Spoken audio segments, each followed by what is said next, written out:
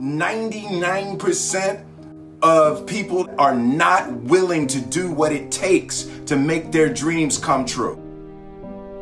The Marines have a saying, everybody wants to go to heaven, but nobody wants to die. The center of bringing any dream into fruition is self-discipline.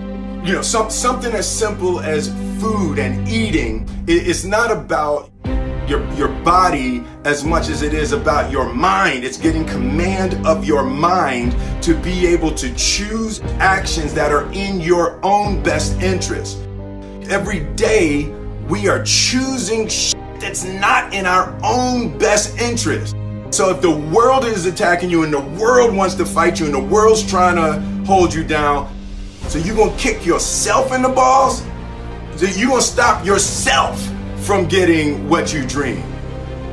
And I think the word discipline has kind of gotten a bad name. We think about it in terms of punishment. I'm not talking about discipline in that way. I'm talking about discipline in the sense that you forego immediate pleasure for the exchange of long-term self-respect. I believe that self-discipline is the definition of self-love. That when you say that you love yourself, that means that you have behavior towards yourself that is loving. Self-discipline is the center of all material success. You cannot win the war against the world if you can't win the war against your own mind.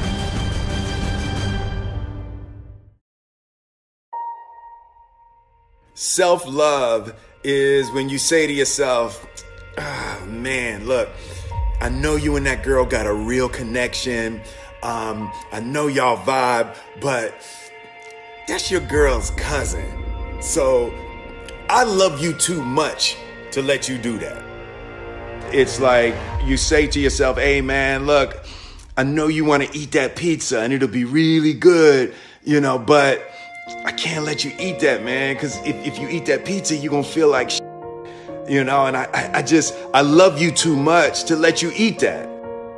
Self-love is, hey, look, I know you got a test on Monday, you know, and I know you really want to go out with your friends. It's Saturday night, you want to go out, but if you fail that test, you're not going to feel good about yourself. You know, I love you too much to let you go out tonight. Self-discipline is self-love. If you want to be happy, you have to love yourself, which means you have to discipline your behavior.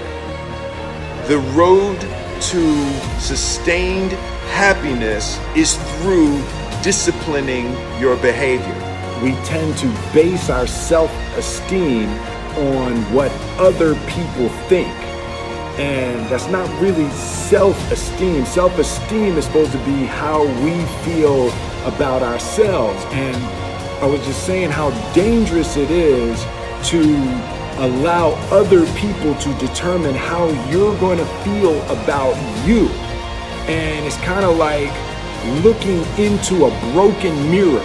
You're going to look in a broken mirror and then change your face to try to look good in this defiled, busted, broken mirror. And it just, other people's opinions is a really way to determine how we feel about ourselves.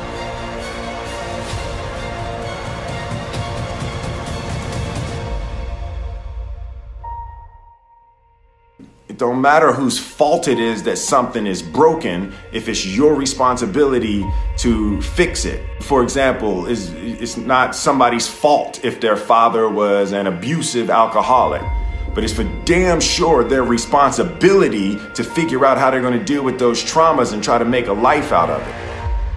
It's not your fault if your partner cheated and ruined your marriage, but it is for damn sure your responsibility to figure out how to take that pain and how to overcome that and build a happy life for yourself. Fault and responsibility do not go together. It sucks, but they don't. When something is somebody's fault, We want them to suffer. We want them punished. We want them to pay. And we want it to be their responsibility to fix it. But that's not how it works, especially when it's your heart. Your heart, your life, your happiness is your responsibility and your responsibility alone.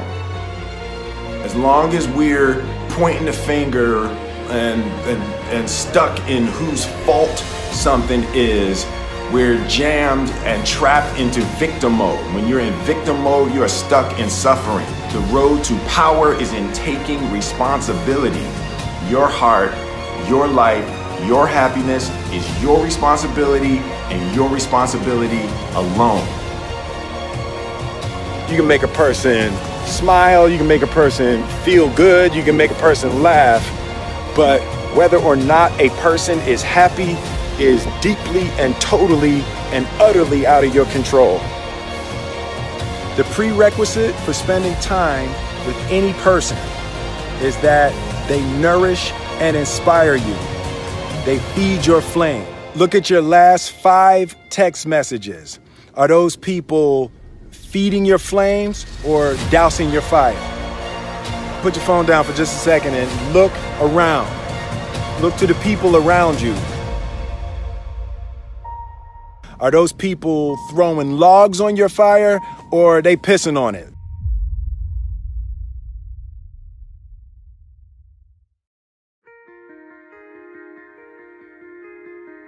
I want my life, I want my work, my family, I want it to mean something. And it's like, if you are not making someone else's life better, then you're wasting your time.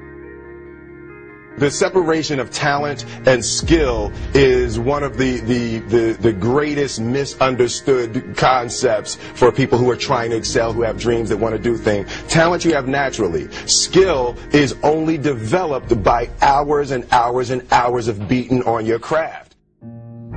You don't try to build a wall. You don't set out to build a wall. You don't say, I'm going to build the biggest, baddest, greatest wall that's ever been built. You don't start there. You say, I'm going to lay this brick as perfectly as a brick can be laid. There will not be one brick on the face of the earth that's going to be laid better than this brick that I'm going to lay in this next 10 minutes. And you do that every single day. And soon you have a wall. And soon you have a wall. And I think psychologically, the advantage that gives me over a lot of people that have been in competition with in different situations is it's difficult to take the first step when you look how big the task is.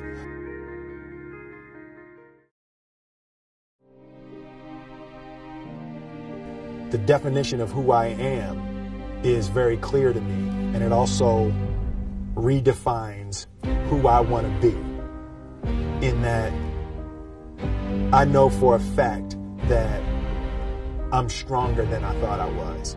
You know, you can't help but ask yourself the question, what would I do if I was in Muhammad Ali's shoes? I'm motivated by fear. I hate being scared to do something. And I think what developed in my early days was the attitude that I started attacking things that I was scared of. Why were you scared in your bed the night before? What do you need that fear for? Just don't go. Why are you scared in your bed 16 hours before you jump? Why are you scared in the car? Why could you not enjoy breakfast? Fear of what? You're nowhere even near the airplane. Everything up to the stepping out, there's actually no reason to be scared. It only just ruins your day. You don't have to jump. And then in that moment, all of a sudden, where you should be terrified is the most blissful experience of your life. And God placed the best things in life on the other side of terror.